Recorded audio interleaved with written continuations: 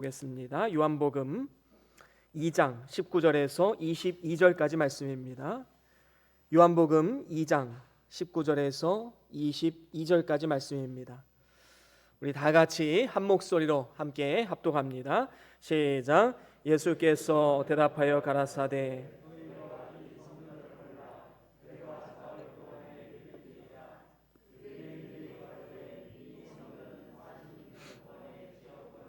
내가 3일 동안에 일으키겠느뇨 하더라. 그러나 예수는 성전된 자기 육체를 가리켜 말씀하신 것이라. 죽은 자 가운데서 살아나신 후에야 제자들이 이 말씀하신 것을 기억하고 성경과 및 예수의 하신 말씀을 믿었더라. 아멘. 다 같이 말씀 들고 함께 선포합니다. 시작. 주의 말씀은 내 발의 등이요 내 길의 빛이 되십니다. 주여 말씀하옵소서. 주의 종이 듣겠나이다. 아멘. 아멘. 오늘 우리가 읽은 본문 말씀 요한복음 2장 19절에서 22절 말씀은 작년 부활주일에도 함께 말씀을 나누었던 내용입니다. 작년에 말씀 묵상하면서 그 양이 너무나도 많아서 또 이번 부활주일에도 보충해서 또 함께 증거했으면 좋겠다라는 생각이 들어서 본문을 정하고 말씀을 준비하게 되었습니다. 여러분, 이 사진이 무슨 사진인지 아십니까? 이것은 매미 유충 껍질입니다. 이 매미 유충 껍질 어떻게 보면 좀 징그럽기도 하지요. 그런데 이 등을 가르고 나온 이 자국이 선명합니다. 이것은 무엇을 의미할까요? 이 매미는 살아났다라는 뜻을 보여주고 있는 것입니다. 만약에 이 매미가 유충 안에서 죽었다면 절대로 이러한 칼자국 같은 저런 모습이 나오지 않을 것입니다. 그러면 이 사진은 무엇을 보여주고 있을까요? 안식 후 첫날 아침 새벽 미명에 막달라 마리아가 예수님의 무덤 곁으로 갑니다. 그녀는 예수님께 향유를 부었던 여인이었지요. 그리고 예수님의 부활을 가장 먼저 목격한 여인입니다. 그런데 무덤에 와서 보니까 무덤 문은 열려 있습니다. 그리고 지금 제 모습에 가려서 잘 보이진 않는데 저 위에 예수님의 머리를 쌌던 수건과 그리고 몸을 감쌌던 세마포 수의가 놓여져 있습니다. 이것이 빈 무덤에 남아 있다는 것. 아까 제가 그 매미의 유충 모습을 보여드리면서 그 껍데기에 있다는 것은 그 매미가 살아났다라는 것이지요. 여기 오늘 이 그림에 빈 무덤에 예수님이 썼던 그 수건과 예수님이 몸에 감으셨던 세마포 수의가 있다라는 것은 예수님이 온전하게 살아나셨다라는 것을 의미합니다. 사람들이 얘기하는 것처럼 예수님의 시체를 도둑 맞았다라고 본다면 저 위에 수건과 세마포 수의는 남아있지 않았을 것입니다. 그렇습니다. 빈 무덤에 이렇게 수건과 수의가 있다는 것, 그분은 온전하게 다시 살아나셨습니다. 오늘은 이러한 예수님의 부활을 기념하는 날입니다. 사실 이 부활절은 기독교의 모든 절기를 통틀어서 가장 중요한 절기입니다. 왜 그렇지요? 예수님의 부활은 우리 기독교만의 독특성입니다. 여러분, 다른 종교들 보십시오. 교주가 태어난 날은 있습니다. 하지만 부활한 날은 없습니다. 우리 기독교 신앙은 예수 그리스도의 부활 신앙 위에 터를 잡고 세워진 신앙입니다. 그렇기 때문에 이 부활절은 그 어떠한 절기보다 오히려 성탄절보다 훨씬 더 중요한 의미와 가치를 가지고 있는 것이지요. 그래서 우리는 기쁨과 감사함으로 이 부활절을 맞이할 수가 있는 것입니다. 그래서 오늘 부활주일을 맞이하여서 예수님의 부활로 세워진 이 성전, 그것을 통해서 우리에게 주시는 메시지가 무엇인가, 우리가 함께 말씀을 나눠보길 원합니다. 예수님께서 하루는 예루살렘 성전에 가셨습니다. 그 성전에 가니까 많은 장사꾼들이 비둘기를 파고 염소와 양을 팔고 그리고 돈을 환전하고 이러한 상인들로 가득 찬 모습을 보게 되었습니다. 예수님이 그 모든 것을 다 엎으셨지요. 채찍으로 다 물리치셨습니다. 그리고 너희들이 왜 강도의 구렬로 만드느냐, 그렇게 하면서 책망하셨습니다. 그러자 유대인들은 분노합니다. 당신이 무엇인데 어떤 권세를 가지고 지금 이 일을 하는가? 라고 묻습니다. 만약에 권세가 있다면 표적을 보여라 라고 말하고 있는 것입니다. 그러자 표적을 구하는 유대인들에게 오늘 본문 말씀에 이렇게 말합니다. 이 성전을 헐라 내가 사흘 동안 일으키리라 말씀하고 있습니다. 그러자 유대인들은 그 말씀의 의미를 깨닫지 못하고 이렇게 대답합니다. 헤롯 대왕도 46년에 걸쳐서 이 아름답고 웅장한 성전을 세웠는데 네가 감히 3일 만에 이 성전을 건축한다고? 그 말도 안 되는 일이다. 이렇게 지금 얘기하고 있는 것입니다. 하지만 지금 예수님께서 말씀하신 이 성전은 장차 무너질 이 헤롯 성전을 말하는 것이 아닙니다. 하나님의 성전이신 예수님 자신의 육체를 말하고 있는 것이지요. 예수님 자신이 하나님의 성전이셨습니다. 신성과 성령이 충만하셨고 육체로 계실 때에 하나님과 언제 어디서든 깊은 교감을 나눌 수 있는 분이셨습니다. 그리고 하나님 아버지를 삶을 통해서 나타내 보여주셨지요. 그런 의미에서 이 성전을 헐라라는 것은 예수님의 십자가의 죽으심을 의미하는 것이고, 내가 사흘 만에 다시 일으키리라 라는 것은 3일 만에 부활할 것이다 라는 것을 말씀해 주고 있는 것입니다. 그렇다면 예수님께서 성전을 헐고 또 일으키신 그 과정을 통해서 우리에게 주시는 그 교훈이 무엇인가, 그것을 우리가 바로 깨달아야 됩니다. 이것에 대해서 저와 여러분들이 4가지로 함께 말씀을 나눠보길 원합니다. 첫 번째로는 하나님께서는 악인도 사용하심을 우리는 기억해야 됩니다. 하나님께서는 그의 뜻을 이루기 위해서 때로는 악인을 사용하십니다. 이 사실을 알지 못하면 악인의 득세와 의인의 고난, 이러한 모습을 보면서 시험에 빠질 수밖에 없어요. 왜 저렇게 악인은 득세하는데 의인은 고난을 받는가? 왜 의인의 고난을 위해서 악인이 우리 의인을 고난에 빠뜨리게 만드느냐? 시험에 빠질 수밖에 없지요. 하나님은 왜 이렇게 악인들이 판을 치는 이 세상 가운데 침묵하고 계시는가? 그런데 오늘 본문 말씀 19절에도 보면 예수님께서 뭐라고 말씀합니까? 예수께서 대답하여 가라사대 너희가 이 성전을 헐라 말하고 있습니다. 여기서 너희라는 것은 누구를 의미할까요? 바로 불법을 행하는 모든 사람들을 의미합니다. 너희가 이 성전을 헐라, 다시 말하면 나를 십자가에 내어주라 라는 것을 말하고 있는 것입니다. 사도행전 2장 23절에도 이렇게 말씀하지요. 우리 같이 한번 읽어보겠습니다. 사도행전 2장 23절입니다. 시작. 그가 하나님의 정하신 뜻과 미리 아신 대로 내어준 바 되었고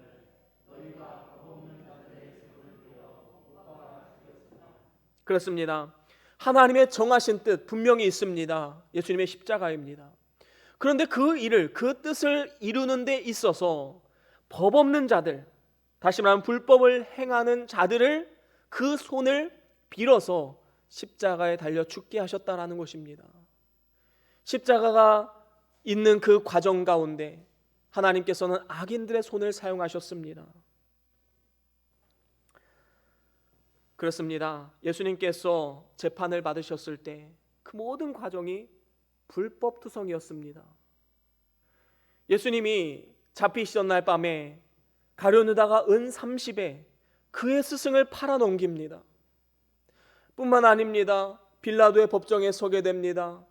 그 악하고 악랄한 그 빌라도를 통해서 십자가형이 확정이 됩니다. 뿐만 아닙니다. 십자가를 지시면서도 로마 병정의 조롱과 핍박, 고난을 당하셨습니다. 욕을 보이셨습니다. 뿐만 아닙니다. 마지막에 그 심장에 남아있던 마지막 피 한 방울까지 로마 병정들이 옆구리에 창을 찌름을 통해서 다 쏟아내게 하셨던 것입니다. 이렇게 법 없는 자들, 악한 자들에 의해서 예수님께서 죽임을 당하시고 그 고귀한 성전이 헐리게 되었습니다. 이 모든 과정들이 하나부터 10까지 다 불법이었습니다. 의롭지 못한 재판이었습니다. 하지만 반드시 헐리셔야 하는 이유가 있기 때문에 하나님께서는 이 모든 것을 허용하신 것입니다. 오늘날 이 세상도 마찬가지입니다. 하나님께서 왜 악인들의 득세를 허용하시는가? 하나님의 뜻이 있기 때문인 것이지요. 우리가 그 뜻을 다 알 수는 없습니다. 하지만 분명한 것은 하나님의 뜻과 계획하심은 신뢰할 만하다라는 것을 우리는 기억해야 되는 것입니다. 그래서 예수님께서는 십자가에 달려 죽으실 때에도 그의 능력은 12영이나 더 되는 이 천군 천사를 보내서 앞에 있는 대적들을 다 쓸어 엎을 수 있는 능력이 있으셨지만 그 능력을 사용하지 않았습니다. 한 영은 로마의 한 군대입니다. 한 영이라는 것은 군사들 7,000명 그리고 말 700필. 그러면 도대체 12영이면 얼마나 큰 군대입니까? 그 군대를 사용해서 대적들을 쓸 수 있는 그런 능력이 있으신 분이시지만 온유 겸손한 마음으로 그 능력을 사용하지 않으셨습니다. 묵묵히 십자가를 감당하셨습니다. 하나님의 뜻을 이루기 위해서였지요. 예수님께서 십자가에 죽으실 때에도 자기의 몸을 있는 그대로 그냥 내어주셨습니다. 마치 도살장에 끌려가는 양같이 털 깎는 자 주인의 말에 순종하는 양과 같이 말입니다. 여러분, 이 사진은 양 털을 깎는 사진입니다. 지금 이 양은 죽은 양이 아니에요. 살아있는 양입니다. 그런데 주인이 저렇게 칼을 대고 있는데 가만히 누워서 잠잠히 있습니다. 양의 성품이 이런 성품이에요. 여러분, 저 자리에 염소가 있다고 생각해 보십시오. 절대로 저렇게 안 있습니다. 방방 뛰면서 미쳐 날뛸 것입니다. 여러분, 예수님께서는 이 양과 같이 도살할 양 그리고 털을 깎는 양과 같이 잠잠하게 주인의 손길을 기다리고 있었던 것입니다. 입을 열지 않고 잠잠하셨습니다. 악한 자들에 의해서 십자가에 달려 죽으시는 그 순간까지 자신을 핍박하는 그들을 위해서 기도해 주셨습니다. 예수님께서 아무 저항 없이 십자가에 달려 죽으시자 악한 자들은 난리가 납니다. 우리가 승리했다. 우리가 이겼다.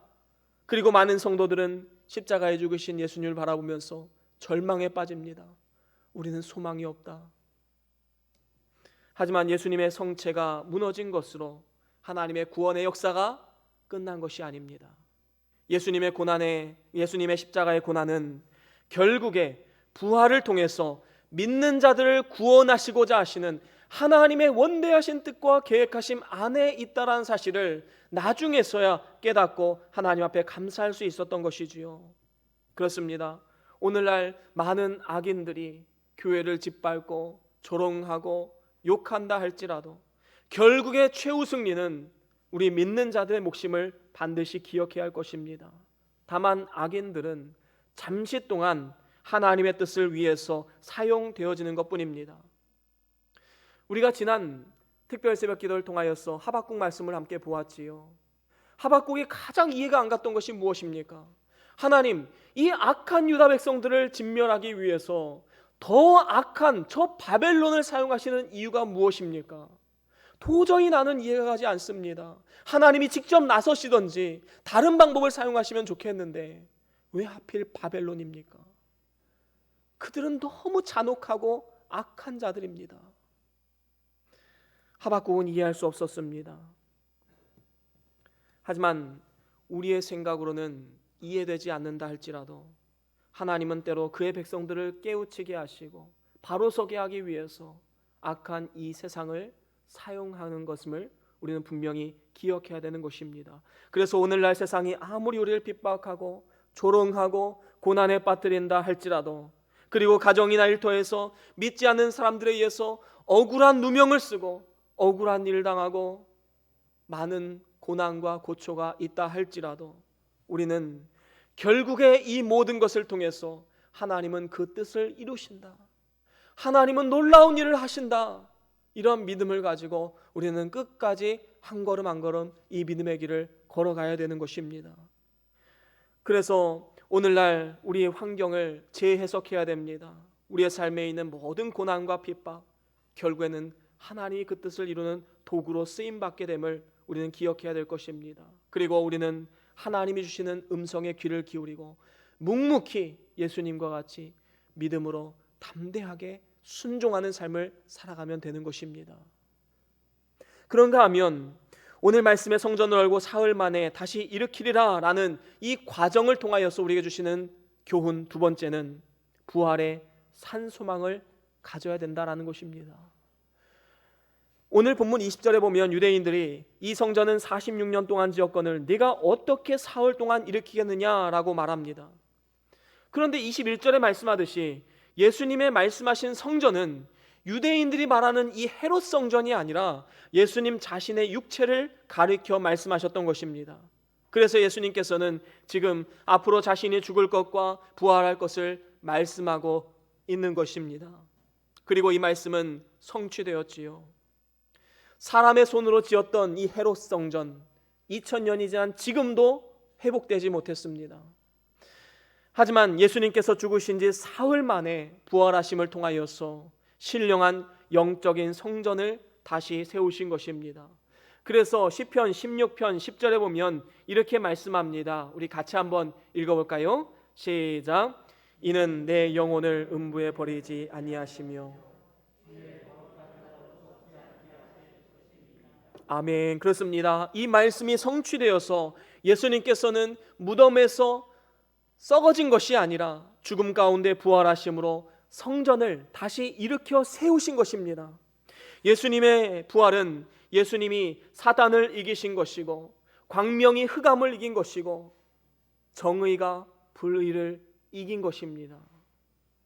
그래서 우리는 이렇게 찬송을 하지요. 베드로전서 1장 3절 어떻게 찬송합니까? 우리 같이 한번 읽어볼까요? 베드로전서 1장 3절입니다. 시작.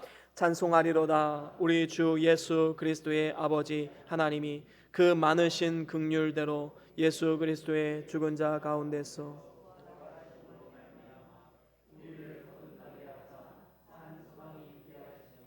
아멘. 그렇습니다. 찬송하리로다 우리 주 예수 그리스도의 아버지 하나님이 그 많으신 긍휼대로 그리스도의 죽은 자 가운데서 부활하심으로 말미암아 우리에게 산소망을 주셨다라고 말씀하고 있는 것입니다. 그렇습니다.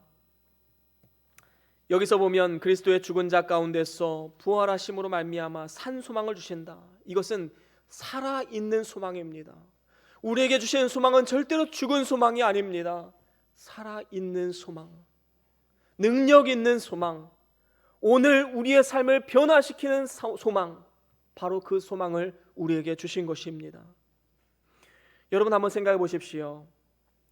첫 열매가 맺힌 이 포도나무는 내년이 되어도 내후년이 되어도 그 포도나무가 똑같이 열리게 되어 있습니다. 작년엔 포도나무 열렸는데 올해는 사과가 열리고 내년에는 배가 열린다. 이건 말이 되지 않지요. 예수님의 부활도 마찬가지입니다. 예수님은 우리의 부활의 첫 열매가 되셨습니다. 첫 열매라는 것은 무엇입니까? 그 예수 그리스도 안에 있는 모든 사람이 같은 종류의 열매를 맺게 된다는 것입니다. 첫 열매이시기 때문에 이후에 오고 오는 모든 세대 그리스도 안에서 살아가는 모든 사람들이 부활의 열매를 맺게 된다라는 것을 우리에게 말씀하고 있는 것입니다. 여러분, 이것이 산소망이 아니고 무엇이 산소망이겠습니까? 이러한 산소망이 있기 때문에 우리 믿는 사람들은 장례식에서도 찬양하며 나아갑니다. 만약에 예수님이 부활하신 것이 역사적 사건이 아니라면 우리는 지금 뺨 맞을 일을 하는 것이지요. 사랑하는 그 가족이 죽었는데 그 유가족들 앞에서 다시 만날 소망을 이야기하고 찬양하고, 이게 얼마나 몹쓸 짓입니까?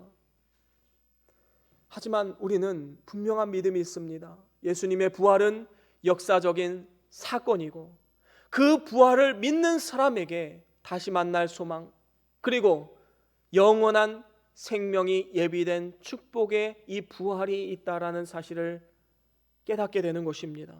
그렇기 때문에 우리는 이 산소망으로 오히려 이 근심은 잠깐, 오히려 우리는 기쁨과 감사로 나아갈 수 있게 되는 것입니다. 이것이 바로 우리의 산소망인 것이지요. 그런가 하면 오늘 말씀의 성전을 열고 사흘 만에 일으키신 과정을 통해서 우리에게 주시는 교훈, 세 번째로는 내가 하나님의 성전 되었음을 기억해야 됩니다. 오늘 본문 22절에 보면 이렇게 말씀합니다. 22절 제가 한번 읽어보겠습니다. 죽은 자 가운데서 살아나신 후에야 제자들이 이 말씀하신 것을 기억하고 성경과 및 예수의 하신 말씀을 믿었더라. 그렇습니다. 처음에 제자들은 내가 이 성전을 사흘 만에 다시 세우리라 말씀하신 것을 그 의미를 깨달을 수가 없었습니다. 이게 도대체 어떤 의미인지 영안이 아직 열리지 않았던 것이지요. 하지만 예수님의 부활 이후에 오순절 성령 강림 사건을 통해서 하늘에서 불과 같이 성령이 임하시고 각 제자들 그리고 성도들에게 이 성령이 임해서 예수님께서 살아생전하셨던 그 말씀들이 하나하나 깨달아지는 것입니다. 사흘 만에 성전을 세우시겠다 하신 말씀이 바로 이 의미였구나라는 것을 깨닫게 되었던 것이지요. 이것은 최초의 범죄 이전의 상태, 하나님의 형상을 회복하는 것을 말합니다. 타락 이전의 상태로 하나님께서 회복하신 것이지요. 아담과 하와가 범죄하기 전에는 에덴 동산에서 하나님과 마음껏 교제할 수 있는 그러한 축복된 삶이었습니다. 하지만 범죄함으로 말미암아 하나님과 교통이 끊어져 버리고 그 사이에 죄라는 장벽이 들어서게 됩니다. 하나님께서 오고 싶어도 오지 못하시고 우리도 하나님께 가고 싶어도 가지 못하는 이러한 상황이 되어버린 것입니다. 하지만 예수님을 믿을 때 그 몸이 성령이 거하시는 하나님의 성전이 되었습니다. 그리고 다시금 하나님과 교통하고 교제할 수 있게 된 것이지요. 하나님을 향한 대로가 열린 것입니다. 고린도전서 3장 16절에 우리가 잘 아는 말씀이지요. 우리 같이 한번 읽어보겠습니다. 시작. 너희가 하나님의 성전인 것과 하나님의 성령이 너희 안에 거하시는 것을 알지 못하느뇨. 그렇습니다. 너희가 하나님의 성전이다. 하나님의 성령이 너희 안에 거하신다. 분명히 선포하고 있습니다.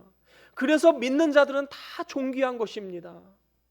그 속에 예수 그리스도의 형상 그리고 그리스도의 피와 진리와 성령이 그 안에 깃들여져 있기 때문인 것입니다.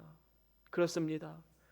우리의 몸은 예수 그리스도의 부활을 통해서 세워진 하나님의 성전임을 반드시 잊지 말아야 합니다. 그래서 우리는 늘 거룩과 경건을 추구하며 살아가야 되는 것이지요. 이것이 바로 놀라운 하나님의 은혜입니다. 왜 그렇습니까? 사실 예수님의 부활 이전에는 이 성전의 개념이 굉장히 두려운 개념이었습니다. 성전은 죄가 있는 상태에서 가까이 가면 죽음을 맞이할 수밖에 없는 두렵고 떨리는 존재였지요. 출애굽 이스라엘 백성들이 이 광야에서 살아갈 때에 성막을 중심으로 살아갔습니다. 성막이 완성되었을 때 구름과 같은 하나님의 영광이 그 가운데 가득하게 됩니다. 그런데 중요한 것은 뭐예요? 그 성막 안에 지성소라는 곳이 있는데 그곳은 1년에 딱 한 번 대제사장만 들어갈 수 있는 곳입니다. 죄가 있는 상태에서 다시 말하면 속죄제를 드리지 않고 그 자리에 들어가면 대제사장이라 할지라도 죽임을 당할 수밖에 없는 것입니다. 여러분, 이러한 모습을 보면 성전이란 두렵다, 무섭다, 어떤 안 좋은 의미의 경외감이 나오게 되는 것이지요. 구약시대는 성전이 이랬습니다. 하지만 예수님께서 부활하심을 통해서 이제는 우리의 몸을 성전 삼겠다 말합니다. 그래서 우리 각자 한 사람 한 사람이 하나님의 성전 되어서 이 땅 가운데 살아갈 수 있게 되는 것이지요. 그래서 우리 몸을 통해서 하나님이 사용하시고 그 안에 거하시고 내가 주 안에 주가 내 안에 거하시면서 함께 동고동락하는 이러한 모습을 우리는 이런 모습으로 살아가고 있는 것입니다. 그래서 예수님 이전에 있었던 성막, 성전, 이것은 오늘날 우리의 몸을 성전 삼은 이 사건의 예표적 사건입니다. 우리의 몸을 통해서 하나님이 사용하시는 것입니다. 그리스도께서 이 땅에 오셔서 그리스도의 부활을 통해서 우리 각 사람 안에 들어오셔서 성령으로 임재하시면서 하나님의 성전 삼아 주신 것입니다. 에베소서 2장 20절에도 이렇게 말씀하지요. 우리 같이 한번 읽어보겠습니다. 시작. 너희는 사도들과 선지자들의 터 위에 세우심을 입은 자라.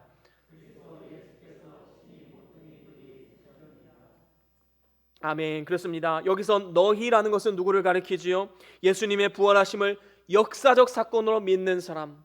그래서 하나님이 나와 함께 하심을 믿고 하나님의 성전 삼은 사람들을 말하는 것입니다.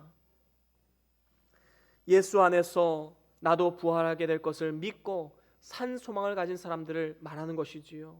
그래서 사도들과 선지자들의 터 위에, 다시 말하면 하나님의 말씀이라는 그 터 위에, 그 다음에 주춧돌이 올라가는데 그 주춧돌이 누구입니까? 바로 예수 그리스도입니다.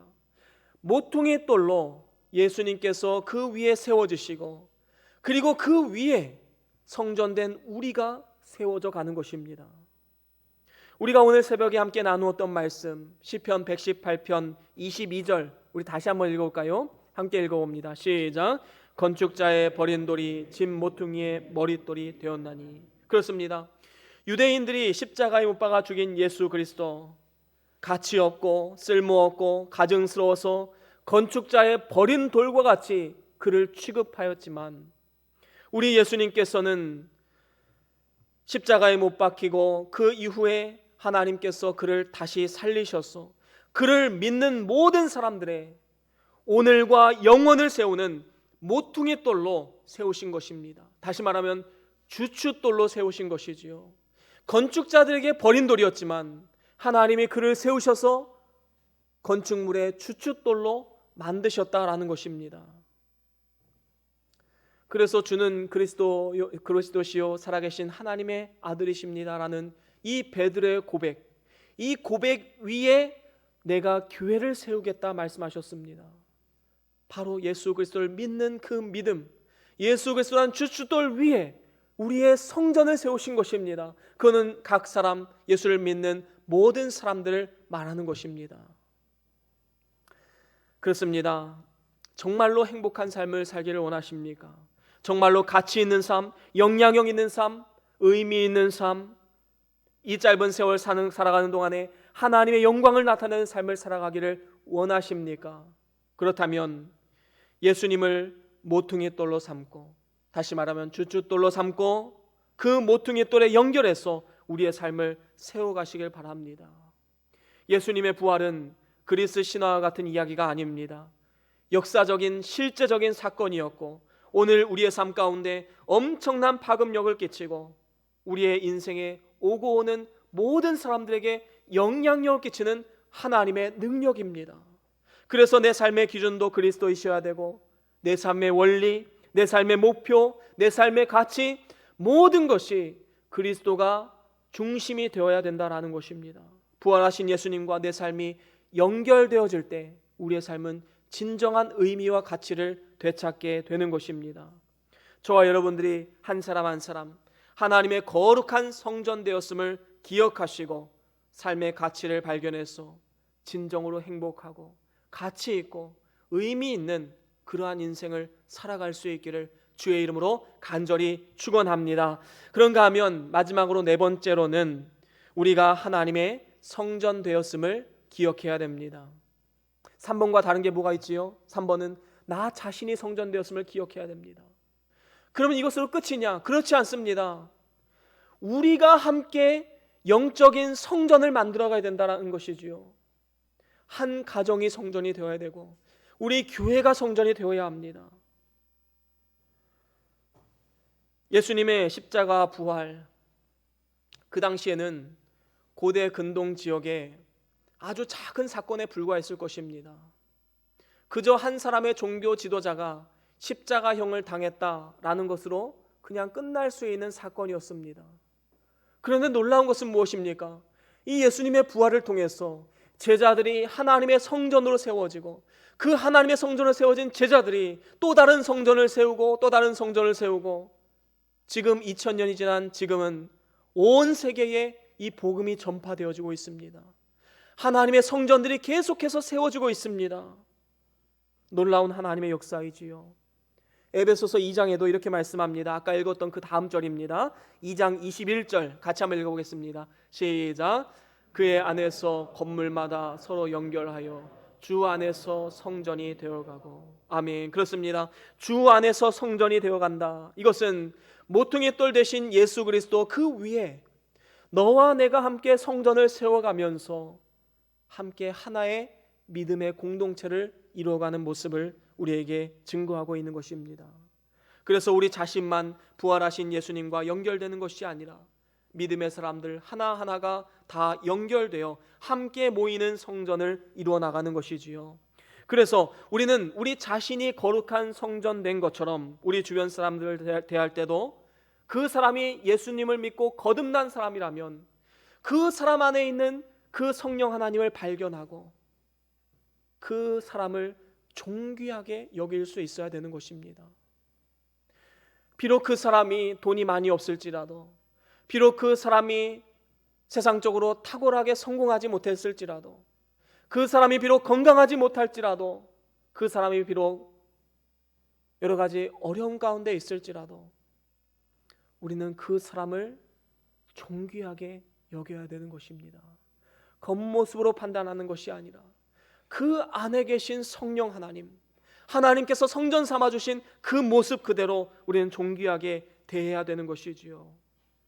이러한 우리 자세를 통해서 교회는 계속해서 확장되어질 것입니다. 이 말은 교회가 물리적으로 어떤 땅을 계속해서 넓혀야 된다 이런 것을 의미하는 것만은 아닙니다. 믿음의 사람들 한 사람 한 사람이 모여서 연합하고 함께 섬기는 모습, 그것이 계속해서 확장되어져야 함을 말씀하고 있는 것입니다. 성전은 절대로 나 혼자서만 세워져서는 안 됩니다. 함께 계속해서 만들어져야 되는 것이지요. 그렇습니다. 두세 사람이 모인 곳에 나도 너희와 함께 하겠다, 우리 주님께서 말씀하셨습니다. 함께 모여서 서로 보듬어주고 사랑하고 헌신함을 통하여서 서로가 서로에게 종노릇하는 이런 아름다운 교회를 우리는 세워 나아가야 할 것입니다. 여러분, 우리의 인생은 언제나 핑크빛 인생만 펼쳐지지 않습니다. 때로는 전쟁터와 같습니다. 이곳에서 폭탄이 터지는가 하면 또 저곳에서 폭탄이 터집니다. 총알이 날라옵니다. 이러한 급박한 상황 속에서 우리는 살아가고 있습니다. 마치 이리떼 가운데 양을 파송하는 것처럼 우리는 이러한 어려움 가운데 세상 속에서 살아가고 있습니다. 이리저리 치여서 상처가 생기고 또 마음에 상처가 생깁니다. 몸이 찢깁니다. 그래서 교회는 전쟁터에 세워진 이 야전병원 같은 이 사명을 감당해야 됩니다. 모든 사람이 와서 하나님 말씀을 통해 그 마음이 치유함을 받고 그 몸이 치유함을 받고 서로 사랑으로 보듬어 감싸 안아주는 영혼의 병원이 바로 교회가 되어야 된다라는 사실입니다. 이것이 바로 부활하신 예수님께서 주인된 교회의 모습이고 사명입니다. 우리 변동교회가 이러한 사명을 잘 감당해야 될 줄로 믿습니다. 이제 말씀을 마무리합니다. 오늘 부활주일을 맞이해서 예수님께서 하신 말씀, 내가 성전을 헐고 사흘 만에 다시 일으키리라. 그 말씀의 의미하는 바가 무엇인지 네 가지로 함께 살펴보았습니다. 간단히 정리하고 마치겠습니다. 첫 번째로는 하나님께서는 악인도 사용하심을 기억해야 됩니다. 오늘날 일어나는 많은 불의, 악독, 그리고 믿는 사람들의 고난, 왜 하나님께서는 응답하지 않고 왜 하나님께서는 침묵하고 계실까? 여러분, 시험 들지 마십시오. 하나님은 그 악인들을 사용하시고 하나님의 뜻을 이루어 가시는 분이십니다. 그런가 하면 또 부활의 산소망으로 우리는 살아가야 합니다. 우리의 죽음은 우리는 죽음으로 끝나는 허무한 인생이 아닙니다. 죽음 이후에 영생이 있습니다. 하나님과 함께 영원히 살아가는 것입니다. 예수님이 육체가 부활하신 것처럼 그 첫 열매가 되신 것처럼 우리도 역시 부활할 것을 소망하고 그 믿음을 가지고 살아가야 하는 것입니다. 그렇게 살아갈 때 우리는 죽음도 두렵지 않은 진정한 믿음의 사람으로 거듭날 수 있는 것입니다. 세 번째로는 내가 하나님의 성전 되었음을 기억해야 됩니다. 우리 각자 한 사람 한 사람이 그리스도의 부활을 통해서 하나님의 성전으로 거듭나게 되었습니다. 이제는 거룩과 경건을 추구하며 하나님 앞에서 우리는 살아가야 합니다. 인생을 의미 있고 가치 있게 살 수 있는 방법이 바로 여기에 있는 것입니다. 마지막으로 네 번째로는 우리가 하나님의 성전 되었음을 기억해야 됩니다. 나 한 사람뿐만 아니라 내 남편, 내 아내, 내 자녀들, 우리 교회 교우들 함께 세워가는 것입니다. 하나님의 성전은 계속해서 확장되어져야 합니다. 서로 연합하고 공동체적으로 세워가야 되는 것이지요. 주변에 있는 믿는 사람들, 아무리 외모적으로는 존경할 만한 것이 없다 할지라도 그 안에 계신 성령 하나님을 발견하고 그 사람을 존귀하게 대하십시오. 바로 이를 통해서 하나님의 성전은 계속해서 확장되어져 나아갈 것입니다. 저와 여러분들이 예수님의 부활로 세워진 이 성전으로서 하나님의 영광이 여러분들의 삶 가운데 임할 뿐만 아니라 그 하나님의 영광을 우리 주변 사람들에게 증거하고 부활의 산 증인이 되어서 최후 승리의 그날까지 믿음으로 끝까지 승리하는 복된 저와 여러분들의 삶이 다 될 수 있기를 주의 이름으로 간절히 축원합니다. 우리 다 같이 오늘 받은 말씀 기억하시면서 우리 잠깐 동안 기도하시겠습니다. 어떠한 말씀을 받으셨습니까? 어떠한 은혜가 있으셨습니까? 어떠한 결단이 생기셨습니까? 하나님의 음성으로 받으시고 이제는 우리가 어떻게 살아가야 될까? 그 말씀을 묵상하면서 잠깐 동안 함께 묵상 기도하시겠습니다. 다 같이 기도합니다.